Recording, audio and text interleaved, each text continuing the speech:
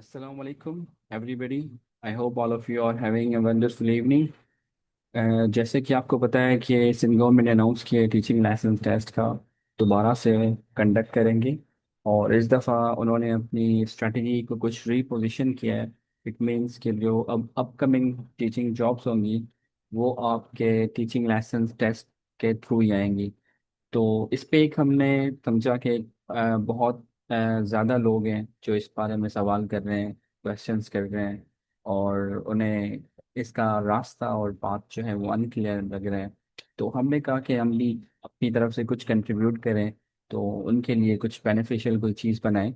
तो हमने इस पे एक डिटेल्ड वीडियो बनाई है। एक ज़्यादा डिटेल नहीं है, सिमिलरली थोड़ी सी ब्रीफ है, लेकिन आपकी क्लैरिटी हो जाएगी, अंडरस्टैंडिंग हो जाएगी कि what is the teaching license test, किस तरह से होगा, किसे लेना चाहिए, किसे इस चीज़ को अटेम्प्ट करना चाहिए, और क्यों करना चाहिए, रीज़न भी देंगे। और किस तरह से टेस्ट आएगा, सिलेबस क्या होगा, और किस तरह से हम उसको अटेम्प्ट करें, क्या स्ट्रेटजीज होनी चाहिए। तो हम इसको एक ओवरऑल आपको एक ओवरव्यू दे देंगे कम्प्लीटली। और सबसे पहले हम इसको शुरू करते हैं अल्लाह के नाम से, और इसके बाद आगे चलते हैं। इसका हम आउटलाइन देख लेते हैं हम अपना। हाँ, फ्लो ऑफ द प्रेजेंटेशन देख लेते हैं फर्स्ट ऑफ ऑल। सबसे पहले हम एक ब्रीफ इंट्रो करेंगे इसका, और पर्पस देखेंगे टीचिंग लाइसेंस टेस्ट का क्या पर्पस है, क्यों ले रही है सेंट्रल गवर्नमेंट, किस वजह से, रीज़न क्या है, क्या क्या चीज़ है, क्यों इन्हें टीचिंग लाइसेंस टेस्ट का ख्याल आ गया कि अब हमें टीचिंग लाइसेंस टेस्ट जो है वो लेना है। और पहले जो अपॉइंटमेंट्स हुए हैं वो विदाउट टीचिंग लाइसेंस हुए हैं, तो अब क्या चाहते हैं वो, क्या कैंडिडेट्स के साथ, एस्पिरेंट्स के साथ ये चीज़ उनके लिए अच्छी है, ठीक है, नहीं है, इस प्रोफेशन के साथ बेनिफिशियल है, नहीं है, किसको फ़ायदा होगा इससे, और क्या होगा, सारा कुछ हम इसमें बताएंगे। और who should take it and why it's important, तो ये क्यों ज़रूरी है और किसे लेना चाहिए, टेस्ट अटैम्प्ट करना चाहिए। सो इसके बारे में हम डिटेल में बात करेंगे।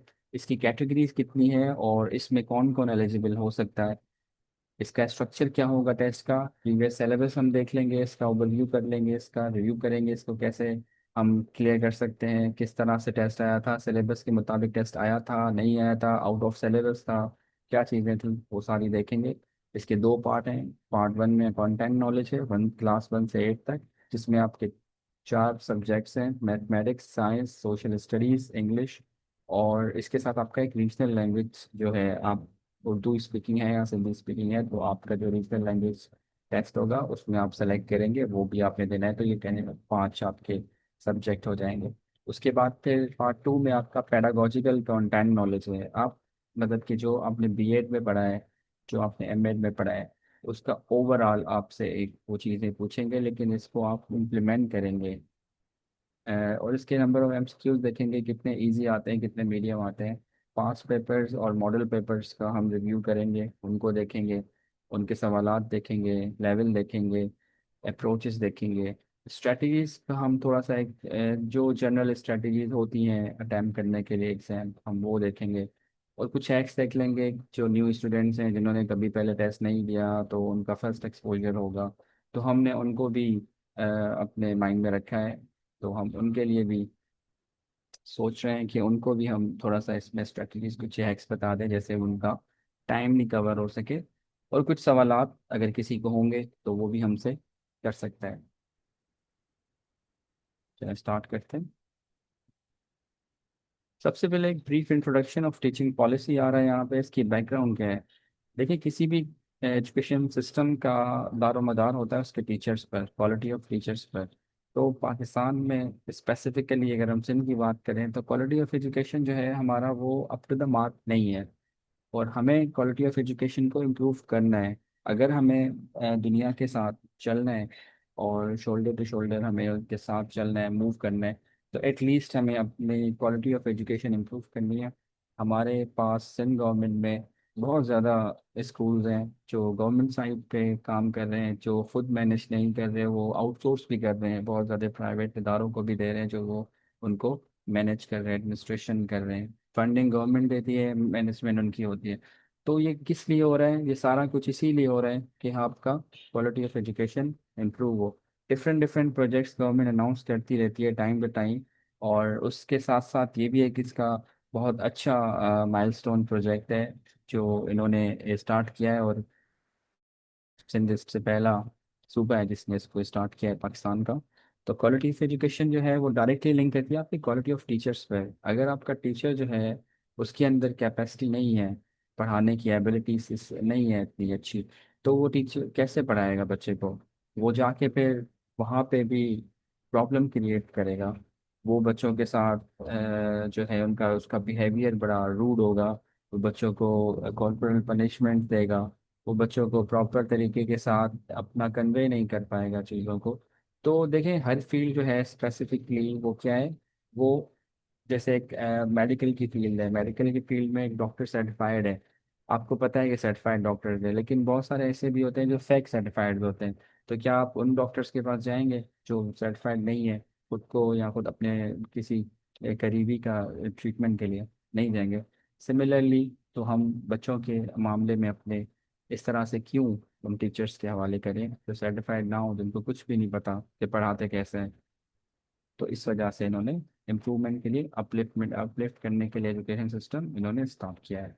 पाकिस्तान स्टूडेंट परफॉर्मेंस जो है NESC, सेट और एसर और टाइम्स की वजह से, ये जो मुख्तलिफ हमारे स्टैंडर्ड्स हैं, सेट आपका मोस्टली पाकिस्तान में, स्पेसिफिकली सिंध में हम लेते हैं स्टैंडर्ड एप्टीट्यूड टेस्ट लेते हैं।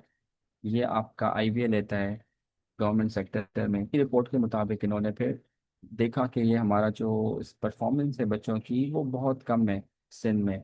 तो उन्होंने फिर इसको बेटर बनाने के लिए इसको स्टार्ट किया।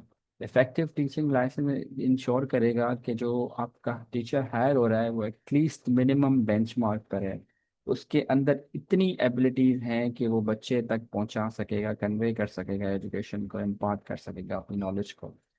दूसरा वो कि वो प्रोफेशनल है, उसके अंदर प्रोफेशनलिज्म है, उसके अंदर एक स्टेटस है। मतलब कि वो जो है टीचर बाय चॉइस है, टीचर बाय चांस नहीं है।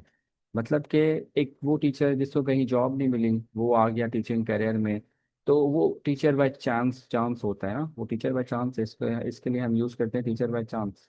और एक वो जो टीचर बाय चॉइस है, उसने खुद सेलेक्ट किया है अपना करियर एज ए टीचर। तो उसमें और टीचर बाय चांस वाले में डिफरेंस करने में, एक लाइन के क्रिएट करने में, सेंटर में एक सेपरेशन करने में के लिए, डिफरेंस बनाने के लिए इन्होंने ये चीज़ स्टार्ट की है। ये उनको अट्रैक्ट करेगा जो क्वालिफाइड भी होंगे, साथ साथ कमिटेड भी होंगे। इट मीन्स कि आपकी कमिटमेंट बड़ी ज़रूरी है। आप आ गए टीचिंग लाइन में, अब आप स्कूल नहीं जा रहे, आप अपने मामलात देख रहे हैं क्लासेस में, अब वो लेक्चर्स अपने प्रॉपर दे नहीं रहे। आप दे रहे हैं तो उस लेवल के नहीं दे रहे जिस तरह से बच्चों का मतलब कि वो डिज़र्व करते हैं। क्यों? क्योंकि आपको गवर्नमेंट ने हायर जिस मकसद के लिए किया है आप वो पूरा नहीं कर रहे, आपकी कमिटमेंट कहीं और है, आप किसी और बैकग्राउंड से आ रहे हो। तो दिस इज द डिफरेंस। इस वजह से उन्होंने इस चीज़ को बनाया है। टीचिंग लाइसेंस एक ग्लोबल प्रैक्टिस है जो मेंटेन करती है स्टैंडर्ड्स को एजुकेशन सेक्टर में। ये इनका पर्पज़ है। गवर्नमेंट सेक्टर ने कोलैबोरेट किया है मुख्तलिफ एकेडमिक इंस्टीट्यूट्स के साथ, नॉन गवर्नमेंट ऑर्गेनाइजेशंस के साथ, और अपने जो पॉलिसी मेकर्स हैं और स्टेक होल्डर्स हैं जिन्होंने ये पॉलिसी बनाई उनके साथ मिलकर उन्होंने इस चीज़ से कोलैबोरेट किया और उसके बाद उन्होंने उसको अनाउंस किया। इसका प्रोसेस ये था कि सबसे पहले इन्होंने कंसल्टेशन की, पहले रिसर्च की, और बहुत बड़ी कंसल्टेशन की इन्होंने पाकिस्तान में भी और पाकिस्तान से बाहर भी, किस तरह से ये सारा चीज़ें होती हैं। फिर उन्होंने कुछ स्टेप्स फॉलो किए जिसमें पास्ट पॉलिसी एफर्ट्स उन्होंने और उसकी इम्प्लीमेंटेशन और उसके इम्पैक्ट उन्होंने देखा। फिर उनकी ड्राफ्टिंग हुई, डिस्कशन हुए, मुख्तलिफ डायलॉग्स हुए। ये काफ़ी लेंथी प्रोसेस था और काफ़ी अरसे से तक चला ये। फिर एक वाइट पेपर दिया आगा खान ने, IED ने, इंस्टीट्यूट ऑफ एजुकेशन डेवलपमेंट, दूरबीन एक इदारा है, NGO, उसके साथ और स्टेडा के साथ मिलके 2022 में, जिसमें इन्होंने 4 स्टेप स्टेज डेवलपमेंट की थी, जिसमें सिचुएशनल एनालिसिस किया था, लिटरेचर रिव्यू किया था। उसके बाद इन्होंने ग्रीन पेपर्स प्रोड्यूस किए, फिर स्टेक होल्डर्स के साथ डायलॉग की, जितने भी स्टेक होल्डर्स उनके गवर्नमेंट में हैं, पॉलिसी मेकर्स हैं, मिनिस्टर हैं, एजुकेशन से रिलेटेड ब्यूरोक्रेट्स हैं, ठीक, उनके साथ। उसके बाद एक फाइनल कंसल्टेटिव पे रिव्यू आ गया और आपकी पॉलिसी इंप्लीमेंट हो गई। इसका ड्यूरेशन क्या है? 5 साल तक आपको ये लाइसेंस मिलेगा। इसकी वैलिडिटी 5 5 ईयर्स है। उसके बाद इसको आप रिन्यू करवा सकते हैं। आफ्टर 5 ईयर्स आप 5 CPD स्टेडा अप्रूव्ड कोर्सेज कहीं से भी करेंगे तो उसके बाद फिर आपकी एक मिनिमम फीस आप पे करके आप इसको रिन्यू करवा सकते हैं, तो ये रिन्यू होता रहेगा। उसके बाद इसको आप सिर्फ वापस भी ले सकते हैं, वो ये नहीं कि आपका वो लाइसेंस आपने ले लिया तो उसके बाद आपसे वापस नहीं ले सकते।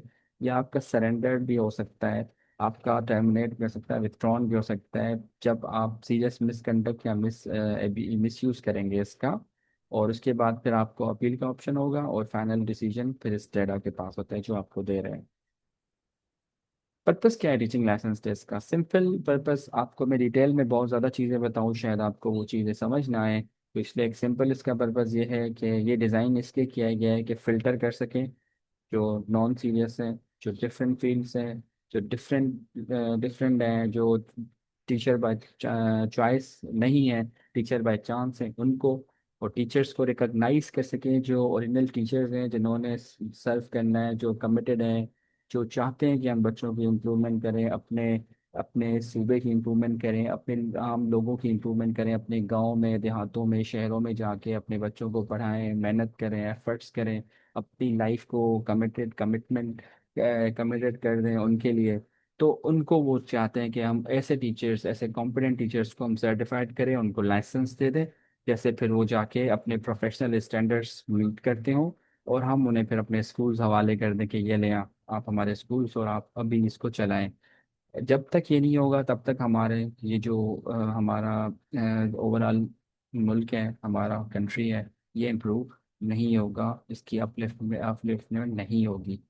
तो क्वालिटी ऑफ एजुकेशन नहीं आएगी, ना ही हम SDG 4 अचीव कर सकेंगे इंटरनेशनल लेवल पे, ना हम लोकल लेवल पे अपने बच्चों को तालीम प्रॉपर दे सकेंगे, जिस वजह से हमारे मामला इस तरह से इस खराब होते जा रहे हैं। तो ये किसे लेना चाहिए और इसको अटेम्प्ट करना क्यों ज़रूरी है? Who should take it? जो भी तमाम लोग हैं सर्विस के में हैं, गवर्नमेंट सर्विस में हैं, उन सब के ऊपर ये मैंडेटरी है कि वो ये चीज़ अटेम्प्ट करें। क्यों? क्योंकि मैंडेटरी है, क्योंकि ये तमाम चीज़ें उनकी आगे अभी सर्विस के साथ अटैच होंगी, बेनिफिट्स जो भी उनको मिलते हैं वो सारे के सारे टीचिंग लाइसेंस के साथ अटैच हो जाएंगे। तमाम वो लोग जो सिंध गवर्नमेंट में आना चाहते हैं, एजुकेशन डिपार्टमेंट को ज्वाइन करना चाहते हैं, वो सारे एस्पिरेंट्स, वो तमाम लोग जो AD, ED और M.Ed की डिग्रियां रखते हैं और गवर्नमेंट जॉब चाहते हैं सिंध एजुकेशन डिपार्टमेंट में, उन तमाम लोगों के लिए है ये स्पेसिफिकली। लेकिन ये ज़रूरी क्यों है? इसलिए कि जैसे डॉक्टर्स और इंजीनियर्स सर्टिफाइड होते हैं, जैसे डॉक्टर्स आपके सर्टिफाइड हैं PMDC से, और आपके इंजीनियर्स जो हैं वो सर्टिफाइड होते हैं पाकिस्तान इंजीनियरिंग काउंसिल PEC से, उसी तरह से अब आपके टीचर्स भी सर्टिफाइड होंगे BOG से। ठीक है, इस स्टेडा से और BOG। तो जॉब्स आपकी टीचिंग लाइसेंस होल्डर्स को ही मिलेंगी अब जो भी आएंगी, जैसे प्राइमरी स्कूल टीचर हो गया, जूनियर जैसे एलिमेंट्री स्कूल टीचर हो गया, हाई स्कूल टीचर हो गया जिसको BSST कहते हैं, या एलिमेंट्री स्कूल टीचर हो गया, या डिफरेंट जितनी भी टीचिंग की जॉब्स आएंगी किसी भी किस्म की, वो तमाम अब टीचिंग लाइसेंस होल्डर्स को ही देंगे। ये इनिशियल स्टेज है इसलिए थोड़ा उन्होंने अपनी पॉलिसी को लीनियंट रखा हुआ है, लेकिन जैसे वक्त गुजरेगा तो आपकी ये जो पॉलिसीज हैं ये सख्त होती जाएंगी और आपके लिए गैप नहीं मिलेगा।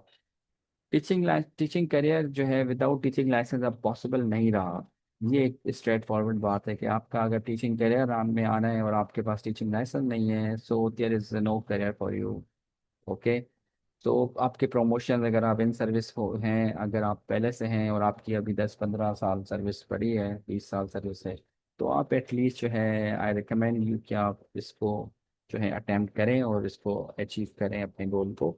आप टीचिंग से जो लाइसेंस है उसको ज़रूर पास करें और एग्ज़ाम दें, क्योंकि आपके प्रमोशन जिसके साथ हैं, आपकी इंक्रीमेंट जिसके साथ हैं, आपके बेनिफिट जिसके साथ हैं, तमाम चीज़ें जो सर्विसेज में मिलती हैं वो अब आपकी प्रमोशन के साथ साथ दूसरे तमाम चीज़ें इसी के साथ अटैच है।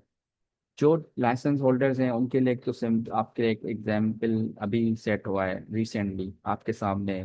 ESTs जो अभी इन्होंने गवर्नमेंट ने अपॉइंट किए हैं, और उनका एक बहुत बड़ा इवेंट सेरेमनी भी हुई थी जिसमें सरदार शाह साहब खुद थे, उन्होंने खुद उन्हें दिया है, लाइसेंस भी दिया है, साथ में जॉब ऑफर भी दी है और प्रमोशंस भी हुई हैं। जो ऑलरेडी TST और JEST थे उनको 16 ग्रेड में प्रमोशंस भी मिली हैं। तो ये एक बहुत बड़ी अचीवमेंट है और ये आप सबके लिए रिफ्लेक्शन है जो गवर्नमेंट सर्विस में है कि teaching license can be fast track promotion path for you. तो आप ज़रूर दें, ज़रूर अटैम्प्ट करें।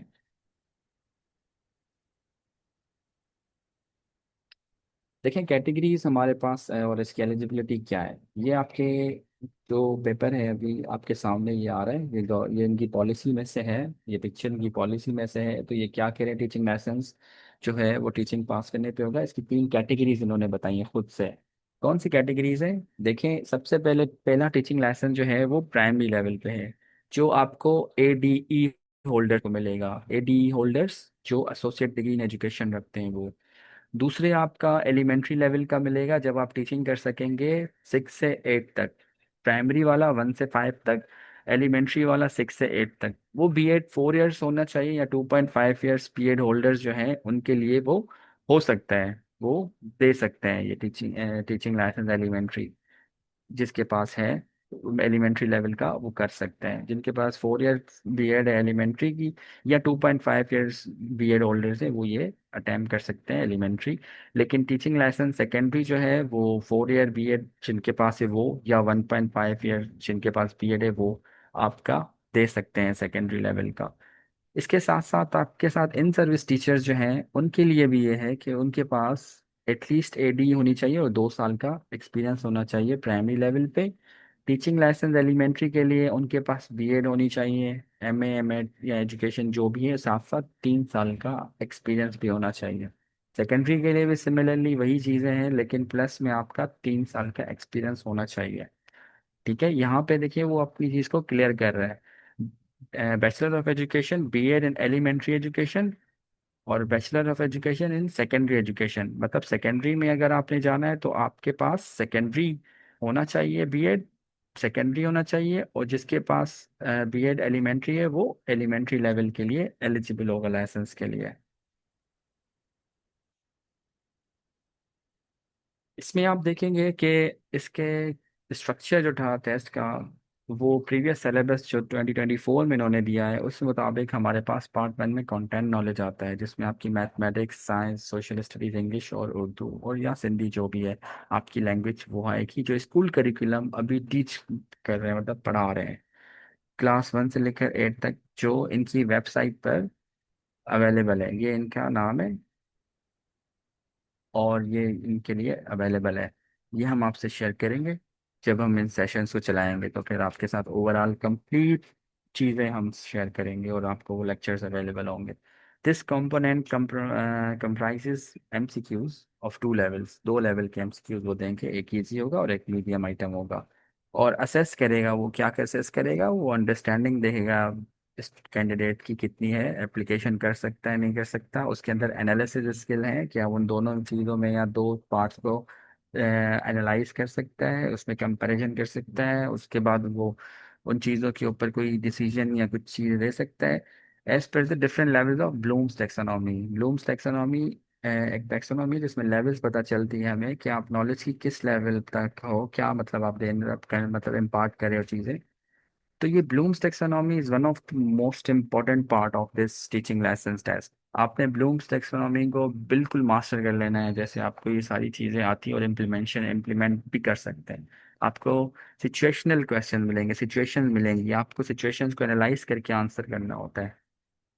इसका हम सिलेबस देख लेते हैं जो हमने प्रिपेयर किया है। इसमें आपकी वर्ड प्रॉब्लम्स आ सकती हैं, इंटीजर्स पॉजिटिव एंड नेगेटिव आ सकते हैं, फ्रैक्शन एंड डेसिमल्स आ सकते हैं, factors, multiples, LCM, HCF, prime factorisation, exponents and powers, squares, cubes, roots, scientific notation, ratio and proportion, percentage, profit loss, discount, simple interest, algebra, expressions, equations, polynomials, factorization, geometry, Pythagorean theorems or trigonometry basics, mensuration, perimeter area, surface area, volume of 2D and 3D shapes, measurement, speed, distance, time, coordinate, geometry, data handling, statistic and probability, और ये basic level की चीज़ें होंगी, ज़्यादा tough नहीं होगा। आप इसको आउटलाइन को देख के आप ज़्यादा थोड़ा सा ना सोचें कि ज़्यादा कुछ ऐसी चीज़ें हैं जो शायद मैं ना कर सकूं, और मैथ मेरे लिए बहुत ज़्यादा डिफ़िकल्ट है। अगर मैथ आपके लिए डिफ़िकल्ट भी होगा तो जब हम सेशन यहाँ पे चलाएंगे ना, तो आप बहुत ही आसानी के साथ इन चीज़ों को समझेंगे, और आप ये देखेंगे कि आप समझते होंगे कि ये तो बहुत आसान था, पहले मैं इसको बहुत डिफिकल्ट समझ रहा था लेकिन ये तो बहुत आसान है। तो it will be a piece of cake for you. Don't worry, these all things will be basic level, not medium और एडवांस लेवल। ये बहुत ही आसान चीज़ें होंगी क्योंकि इन्होंने क्लास 8 रखा है, और क्लास 8 की लेवल जाहिर सी बात है सेंट्रल गवर्नमेंट में आपको पता है कि 8 की लेवल क्या होगी, और वो आप इजीली क्लियर कर सकते हैं। डोंट वरी अबाउट इट, ये सारी चीज़ें आपकी मैनेज हो जाएंगी, आप खुद करेंगे और आपको बहुत आसान लगेगा।